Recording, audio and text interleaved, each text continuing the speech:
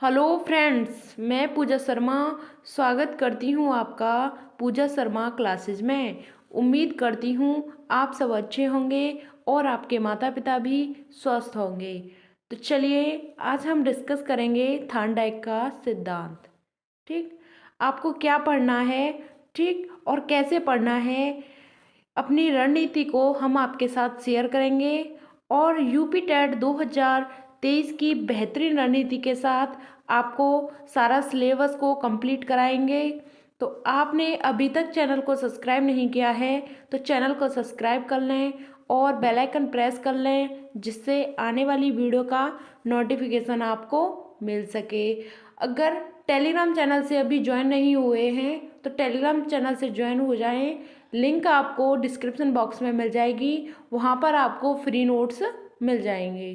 ठीक, तो चलिए और अपने हाथों से नोट्स बनाएं, जिससे आपको रिवीजन करने में आसानी हो। मैं जो पढ़ा रही हूँ उसे नोटबुक में नोट करते जाएं और उसी का बार बार रिवीजन करें। ठीक, एग्ज़ाम से पहले तक आपका सिलेबस कंप्लीट हो जाएगा, उसके बाद मैं आपको प्रैक्टिस कराऊंगी तो आपकी तैयारी बहुत अच्छे से हो जाएगी। तो चलिए थार्नडाइक का सिद्धांत। थार्नडाइक के सिद्धांत को प्रयास एवं त्रुटि का सिद्धांत भी कहते हैं। किसका सिद्धांत कहते हैं? थार्नडाइक के सिद्धांत को प्रयास एवं त्रुटि का सिद्धांत भी कहते हैं। थार्नडाइक कहाँ के रहने वाले थे? तो थार्नडाइक हैं वह अमेरिका के वैज्ञानिक थे। ठीक, अमेरिका के वह वैज्ञानिक थे और उन्हें पशु मनोवैज्ञानिक के रूप में जाना जाता था। थार्नडाइक को किसके मनोवैज्ञानिक के रूप में जाना जाता था? तो पशु मनोवैज्ञानिक के रूप में जाना जाता था। ठीक, और वह शैक्षिक मनोवैज्ञानिक भी थे। थार्नडाइक क्या थे? वह शैक्षिक मनोवैज्ञानिक भी थे। ठीक, कहाँ के रहने वाले थे? अमेरिका, और पशु मनोवैज्ञानिक थे और शैक्षिक मनोवैज्ञानिक भी कहे जाते थे। ठीक, इन्होंने दो नियम दिए थे। थार्नडाइक ने दो नियम दिए थे। कौन कौन से नियम दिए थे? पहला नियम था उनका मुख्य नियम, दूसरा था गौड़ नियम। थार्नडाइक ने दो नियम दिए, पहला मुख्य नियम, दूसरा गौड़ नियम। बात क्लियर? इन्होंने एक थ्योरी दी थी। कौन सी थ्योरी थी? वह SR थ्योरी थी। ठीक, SR थ्योरी। ठीक, कौन सी थ्योरी थी? SR थ्योरी इन्होंने ही दी थी। एक बार और रिवीजन कर लो फास्ट। इनके सिद्धांत को किस नाम से जाना जाता था? प्रयास एवं त्रुटि के सिद्धांत के नाम से भी जाना जाता है। कहाँ के रहने वाले थे? अमेरिका। कौन से मनोवैज्ञानिक थे? तो पशु मनोवैज्ञानिक और शैक्षिक मनोवैज्ञानिक। ठीक, नियम कौन कौन से थे? मुख्य नियम और गौड़ नियम। बात क्लियर? आगे बढ़ते हैं। अब सिद्धांत की बात करते हैं। इनके सिद्धांत को किन किन नामों से जाना जाता है? ठीक, थार्नडाइक के सिद्धांत को किन किन नामों से जाना जाता है? बात करते हैं। सबसे पहला है हमारा संबंधवाद का सिद्धांत। ठीक, इनके सिद्धांत को संबंधवाद के सिद्धांत के नाम से भी जानते हैं। प्रयास एवं भूल का सिद्धांत के नाम से जानते हैं। प्रयत्न एवं भूल के सिद्धांत के नाम से जानते हैं। प्रयास व त्रुटि के सिद्धांत के नाम से जानते हैं। ठीक, उद्दीपन अनुक्रिया का सिद्धांत के नाम से भी जानते हैं। और पांचवा है हमारा संयोजनवादी सिद्धांत। बात क्लियर? इनके सिद्धांतों के अन्य नाम हैं। कौन कौन से नाम हैं? संबंधवाद का सिद्धांत, प्रयत्न एवं भूल का सिद्धांत, प्रयास एवं त्रुटि का सिद्धांत, उद्दीपन अनुक्रिया का सिद्धांत और संयोजनवादी सिद्धांत। ठीक, बात क्लियर यहाँ तक? इनमें कोई सा भी आपको नाम दे देगा और पूछेगा कि यह किसका सिद्धांत है, तो आपको बताना है यह थार्नडाइक के सिद्धांत का ही नाम है। बात क्लियर? इन्होंने कहा था कि अधिगम में, इन्होंने क्या कहा था? अधिगम का मतलब होता है सीखना। क्या होता है? सीखना। अधिगम का मतलब होता है सीखना। ठीक, सीखने में समय क्या होता है, सीखने में समय होता है वह उत्तरोत्तर होता है। बात क्लियर। सीखने में समय उत्तरोत्तर होता है। ठीक। अधिगम अनुबंधन का परिणाम है। सीखना क्या है, अनुबंधन का ही परिणाम है। ठीक। अनुबंधन कैसे बनता है, ठीक, अनुबंधन कैसे बनता है। उद्दीपन, उद्दीपन का मतलब होता है लक्ष्य। बात क्लियर।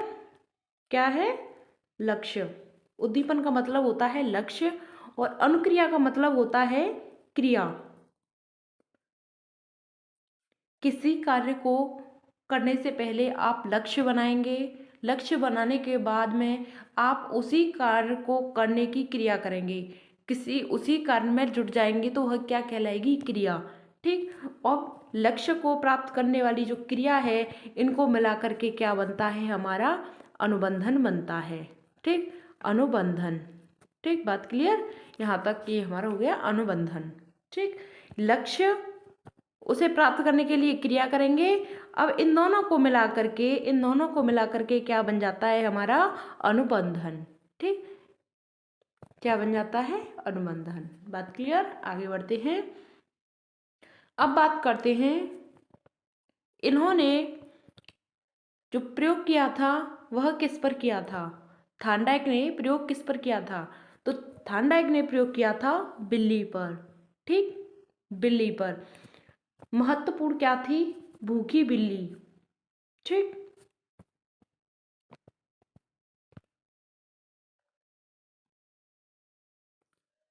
महत्वपूर्ण क्या थी, भूखी बिल्ली। जो उसके सामने, बिल्ली के सामने एक मृत मछली को रख दिया गया था। ठीक, और उसे एक पिंजड़े में बंद कर दिया, बिल्ली को एक पिंजड़े में बंद कर दिया था और भूखी बिल्ली थी और उसके सामने मृत मछली का टुकड़ा रख दिया, तो उसे भूख लगेगी। जब उसे भूख लगेगी तो वह उसे अपना लक्ष्य को प्राप्त करने के लिए वह क्रिया करेगी। ठीक, लक्ष्य को प्राप्त करने के लिए क्या करेगी, क्रिया करेगी। ठीक, तो अनुक्रिया करेगी। अनुक्रियाकर्ता कौन हो गई, कौन करेगी अनुक्रिया, बिल्ली करेगी। ठीक, उसका उद्दीपक क्या था, यानी उसका लक्ष्य क्या था, तो उसका लक्ष्य था मृत मछली, यानी कि उस मछली को पाना उसका लक्ष्य था, क्योंकि उस बिल्ली को भूख लगी थी। ठीक, तो यह क्या बन जाता है, एस आर बॉन्ड। ठीक, यह क्या बन जाता है, एस आर बॉन्ड, यानी कि एस हमारा हो गया उद्दीपक और आर हो गया हमारा अनुक्रिया। इन दोनों को मिलाकर के क्या बनता है, अनुबंधन। तो यही हमारा जो थार्नडाइक हैं, इन्होंने एस आर बॉन्ड थ्योरी दी थी। बात क्लियर। ठीक, प्रयोग किया था बिल्ली पर, और बिल्ली कैसी थी, भूखी बिल्ली, बिल्ली को पिंजड़े में बंद कर दिया। अब बात करते हैं प्रयोग की। कई बार भूखी बिल्ली, यहां पर गलत हो गया है, पिंजड़े। ठीक, यहाँ पर पिंजड़े। ठीक है, भूखी बिल्ली पिंजड़े में अनेक क्रियाएं करती है। अचानक लीवर पर पंजा मारा और लक्ष्य को प्राप्त किया, यानी कि बिल्ली का पंजा है, वह उसे उछल रही थी उस टुकड़े को पाने के लिए, तो वह क्रिया कर रही थी। तो अचानक ही उसका जो पैर है वह लीवर पर पड़ गया, तो वह खुल गया, तो उस मछली ने उस बिल्ली ने उस मछली को प्राप्त कर लिया। ठीक, यानी अपने लक्ष्य को प्राप्त कर लिया। अनुक्रिया के द्वारा उद्दीपक को प्राप्त करने की क्रिया को प्राणी सीख जाता है। ठीक, किसी कार्य के लिए हम क्रिया करते हैं, उस लक्ष्य को पाने के लिए हम अपने मन से उसमें जुट जाते हैं, तो प्राणी इन चीज़ों से सीखता है और अपने लक्ष्य को आखिरकार हासिल कर लेता है। बात क्लियर। तो लक्ष्य को प्राप्त करना क्या कहलाता है, अनुबंधन। ठीक, आगे बढ़ते हैं। थार्नडाइक के दो नियम थे, मुख्य नियम और गौण नियम। मुख्य नियम कितने थे, मुख्य नियम थे इनके 3 और गौण नियम कितने थे, इनके 5। ठीक, इनके मुख्य नियम 3 थे और गौण नियम 5 थे। नियम की बात करें तो नियम थे 2, 1 और 2। ठीक, मुख्य नियम में नियम की बात करें तो 3 हैं, गौण नियम में नियम की बात करें तो 5 हैं। यहाँ तक बात क्लियर। आगे बढ़ते हैं। अब बात करते हैं मुख्य नियम की। ठीक, मुख्य नियम कितने थे हमने देखे थे? मुख्य नियम हमारे थे 3। ठीक, गौण नियम कितने थे? 5। ठीक, अब बात करते हैं मुख्य नियम की, जो हमारे यहाँ 3 नियम है।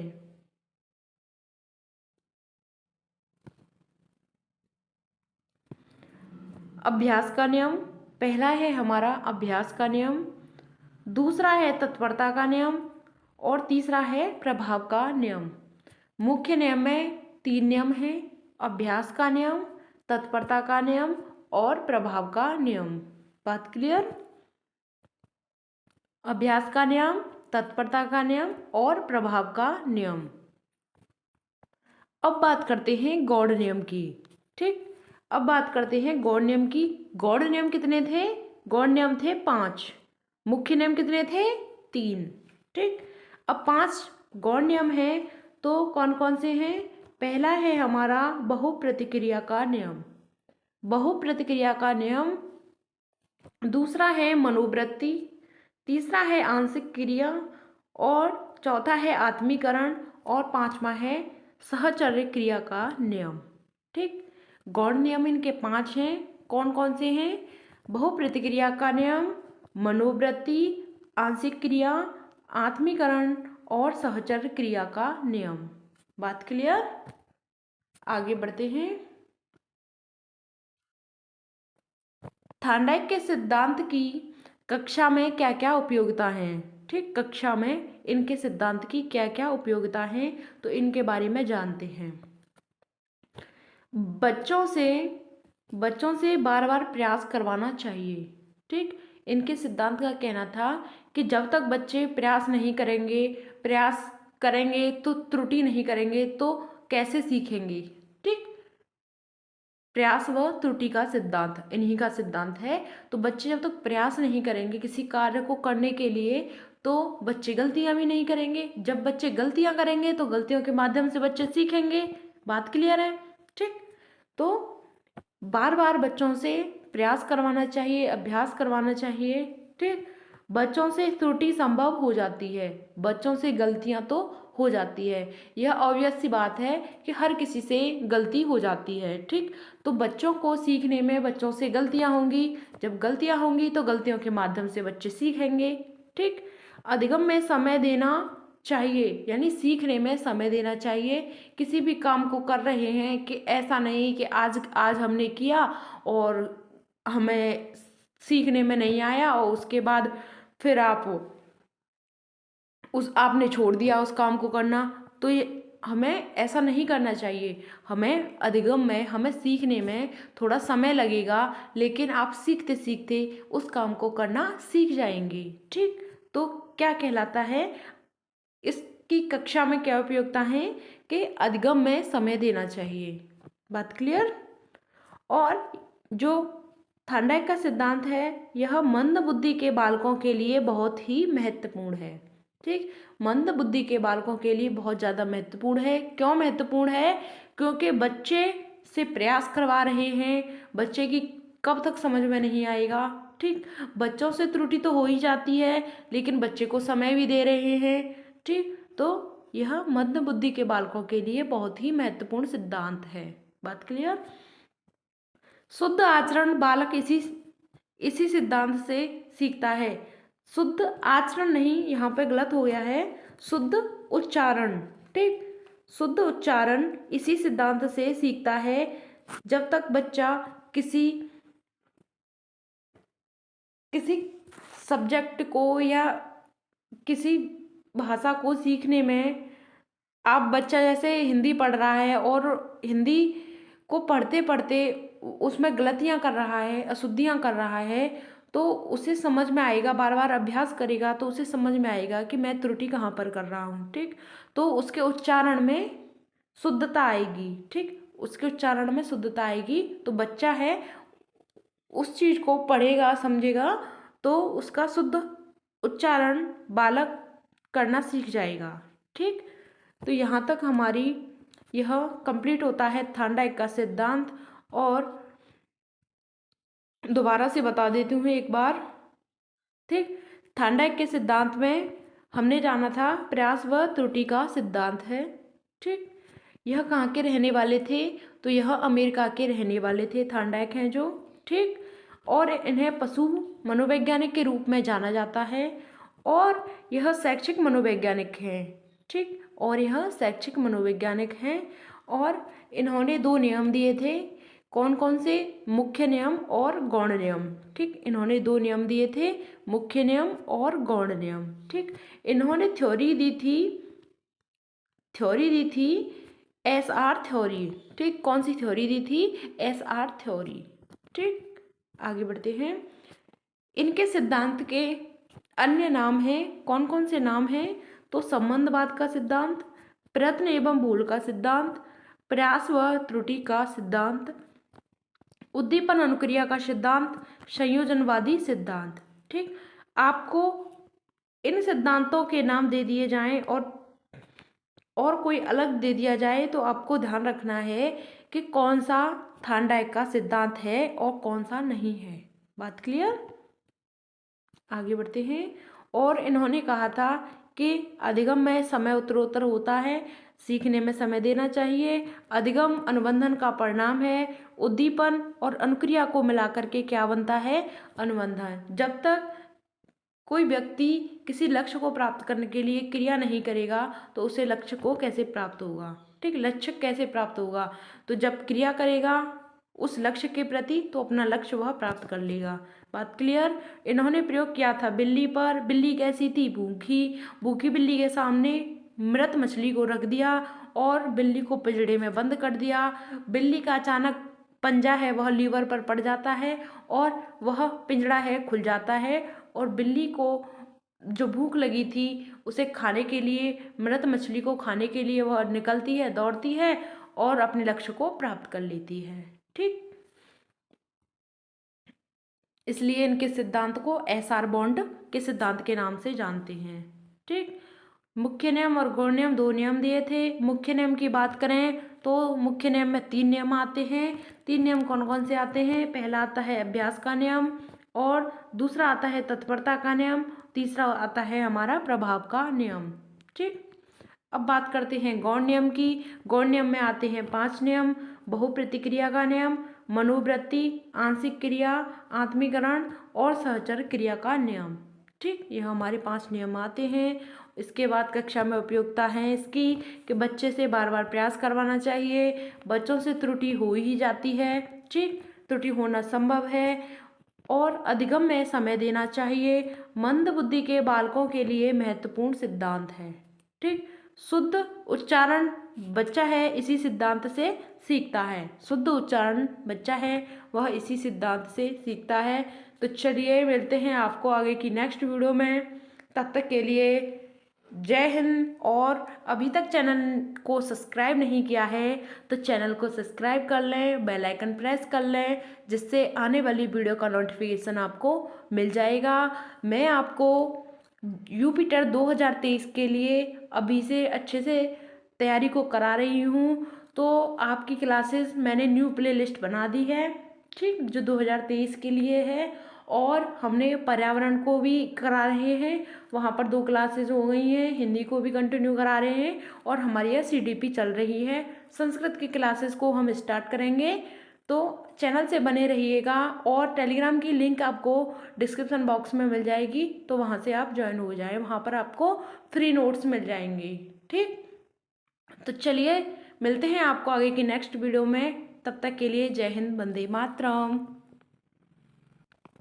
अगर आपका कोई भी क्वेश्चन, कोई भी क्वेरी होती है तो आप कमेंट बॉक्स में पूछ लिया करो, जिससे आपको आसानी होगी और मैं आपके सवालों के जवाब आपको दूंगी। तो चलिए।